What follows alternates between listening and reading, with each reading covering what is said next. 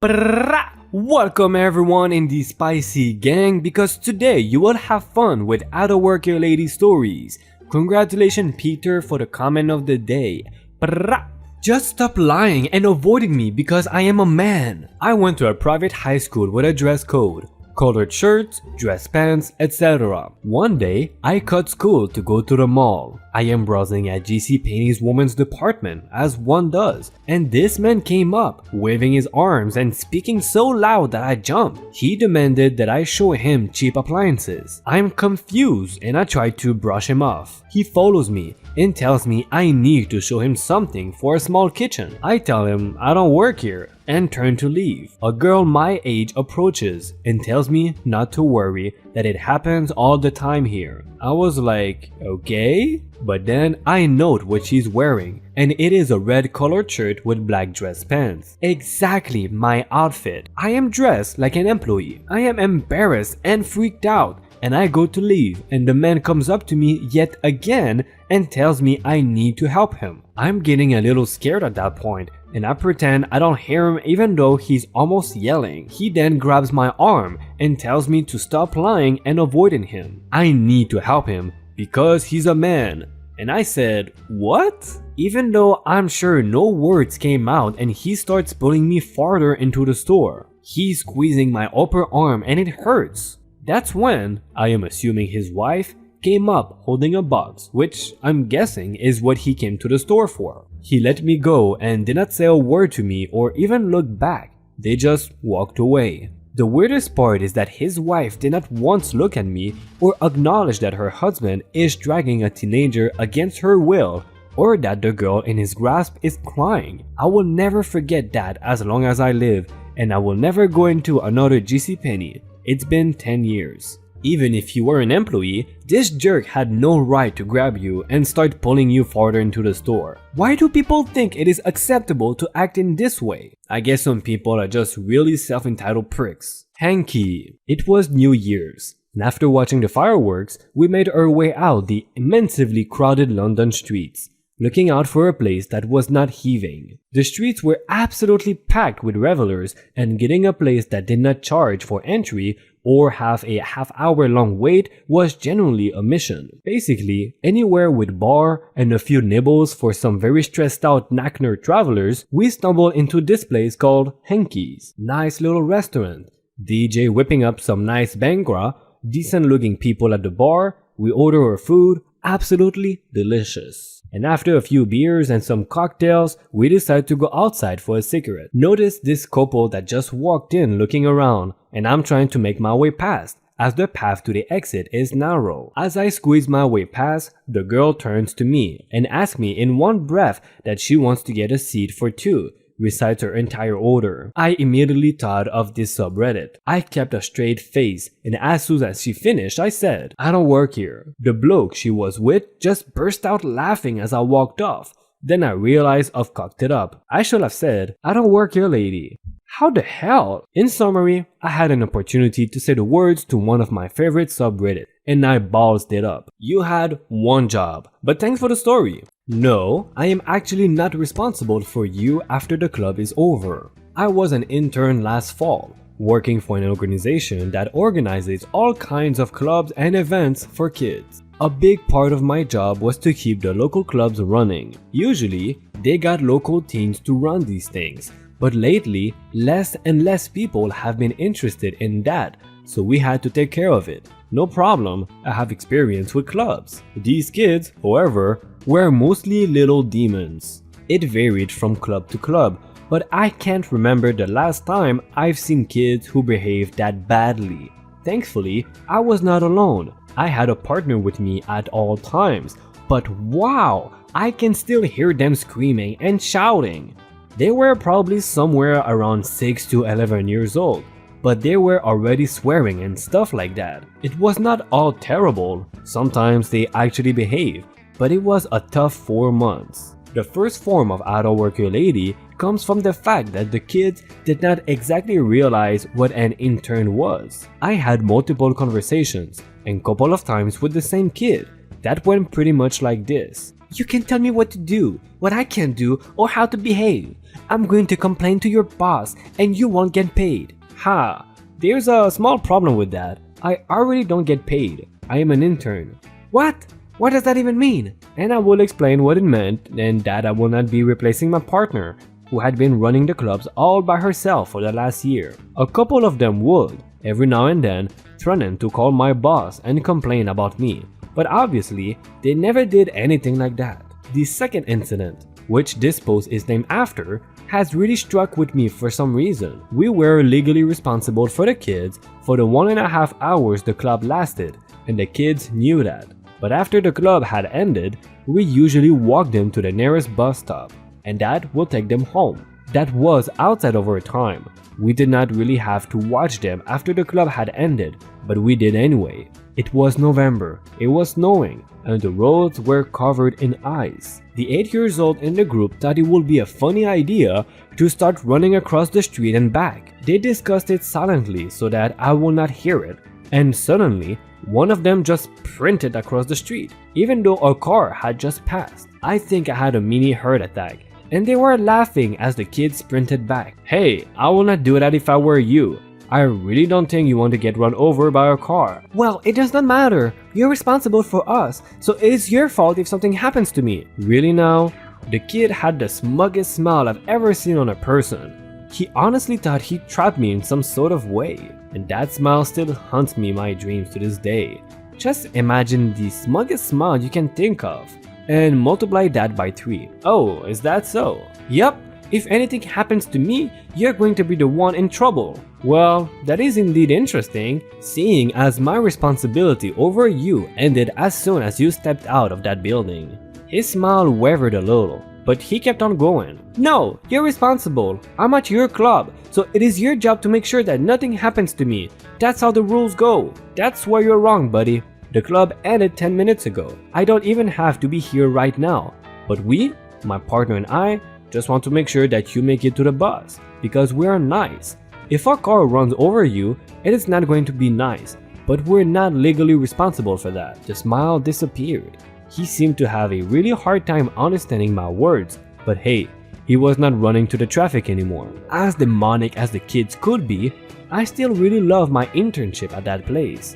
It took me a few long months, but the kids really started to grow on me, even though they pulled stunts like this. Even the "let me just run into the traffic" kid was actually super smart and nice when his friends were not there to encourage him to do stupid stuff. Still, I could rant about everything that happened for a good 5 hours straight. You're responsible if I get hit. Even if that was true, it is not going to make getting hit by a car any less painful. Like, do you magically take the hit if you're responsible? Nah. I am not the busboy. I am out with my family on one of our rare evenings where neither me or my wife have work after having gotten out of an 8-hour surgery. For what I do, anything over 6 hours is a long surgery. I'd been having a really bad week and just wanted to be with my family in peace. Enter blind Biche. Not actually blind, but may as well have been to think the middle-aged man in scrubs was a busboy at a Mediterranean restaurant. Now, I am cleaning out table myself.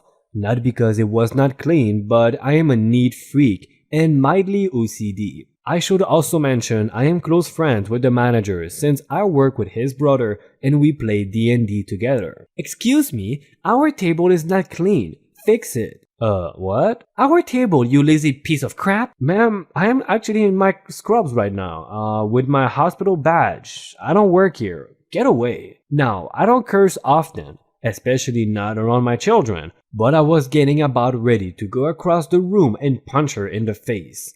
I'm going to get you fired for being so lazy. At this point, the manager is already coming over, and my wife is whispering bedside manner in my ear, and I'm fuming. I'm sorry, is there an issue here? This lazy employee of yours is being extremely rude to us. They need to be fired. And at this, the manager bursts into laughter. They do not work here. Me to the manager. I'm sorry, but we'd rather just leave than eat here at the moment. It's fine. I'm really sorry about this. I would have them removed for you. The manager tells them they can either leave or have the police called, and they choose to leave. Her entire party of 7 gives the embarrassed middle schooler look as they shuffle out the door, and we continue on with our meal. 1 large tumor, out. You know I can't say that word. Too many Uber drivers have my model of car apparently. Until recently, I drove a white 2012 Scion car. Not a car type, so I know crap cycles about cars. I also work at a pretty popular college city. If I get off early at night, I often go stop somewhere to eat, or clean out my car, or to just enjoy some peace and quiet while reading or doing puzzles with my car off. I usually lock my door, as I am a very paranoid person. I grew up around violence and had seen someone carjack a woman once. It traumatized me, so I keep a knife and paper spray on hand at all times. I also have horrible anxiety and will defend myself if I must. But this one night, I think I forgot to lock my doors due to how tired I was after my night shift. To get home, it took a very short amount of time, but I always stay up either way, since I don't get my dinner until after my shift. I am sitting in my car, doing a book of crosswords, just to kill 10 minutes before I left for home, when I suddenly hear my rear passenger door open then shut. Take me to this street. As I said, I am a paranoid person. The moment I heard that voice, I jumped out of my skin. I grabbed a pocket knife I carry in my bag, and that was resting on the passenger seat to the left of me. I held the knife in my hand, glaring at the guy thinking, I am in a horrible situation that will nearly get me killed. Whoa, what are you doing? The person was a man my age with spiky hair, pressing himself against my back seat standing up. Get out of my car! I scream at him, shaking. But you're my Uber! And I pause. I stop and sit my knife down in my cup holder when he said that. Dude, I'm not a Uber. You just came into my car. I don't do Uber. Do I have a Uber sticker? I scream, my anxiety through the roof, and my heart going 1,000,000 miles per hour. I was trembling at this point. My whole body was shaking. The man looked behind at the stickers on the back of my car that were a football team sticker and a 2 band stickers. I also wore my work uniform from the college. You don't do Uber? He stuttered. No, I don't. Get out of my car now, I demanded. The guy got out of my car, and I sat back in my seat, hitting the door to lock my car. Then I proceed to have a mental breakdown in my car trying to calm down. The guy did not leave like I do. He stopped watching as I broke down. He knocked in the window and asked if I was okay. I just tried to make my panic attack stop. I put the window down so the guy could speak to me. He told me to breathe slowly and kept apologizing for scaring the literal crap out of me. And once I calmed down, he explained the mix-up. The person who he had a Uber with had a white 2012 Scion like I did. Now, I had other experiences with Uber, but those people usually knocked first. This guy did not, so I had no idea he was a Uber customer. He apologized, and I said it was okay, but to never do that again to someone else. I went home and fell asleep from the draining night. I know I overreacted, but I can't help my anxiety. I will always be cautious of people because you never know when someone is dangerous. For all you know, the guy could have had a gun on him. You did not overreact at all. Or maybe I should say he's lucky you didn't have a gun. You're welcome. So I work for a company that delivers IT services and solutions to a big airport. Our company clothing is nothing at all similar to airport staff. I get some IDontWorkHereLady on a regular basis. Usually, they consist of tourists asking me for the way to the gates.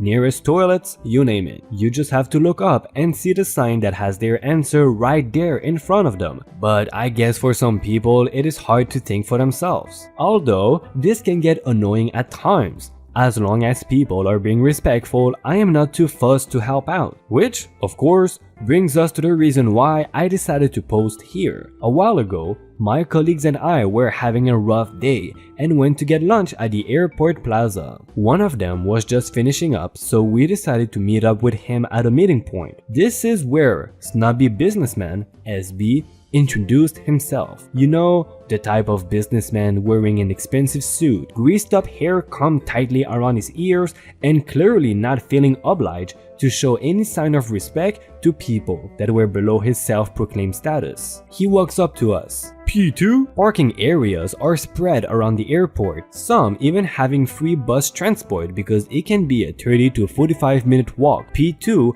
was the closest from where we were standing and was about a 5-minute walk. I exchanged eye contact with a colleague who was clearly not having it. He looks at his phone, tapping his shoe with a time is money attitude. I check if I see any signs the good man can follow, but funnily enough, they were non-visible from where we were standing. He still looks at his phone. I don't have all day. Thinking, screw this guy. Yeah, just go down this hall and take a left. You should see a P2 sign at some point. He walks off without a thank you or an affirming nod. I sent him straight to the departure halls. He came from arrivals, literally in opposite direction of P2. We had a good laugh, got our lunch, and went on with our day. Deep inside, I hope he spent a good time walking before realizing he was going the wrong way. P2? You sank my battleship. Before you go away or enjoy my playlist of IDontWorkHereLady videos, remember to subscribe to have a chance in winning one of the 8 Amazon gift cards I will give when we reach the goal of 5,000 subscribers. Thank you for your support, and hopefully you can help me create better videos with your likes and comments. Bye bye!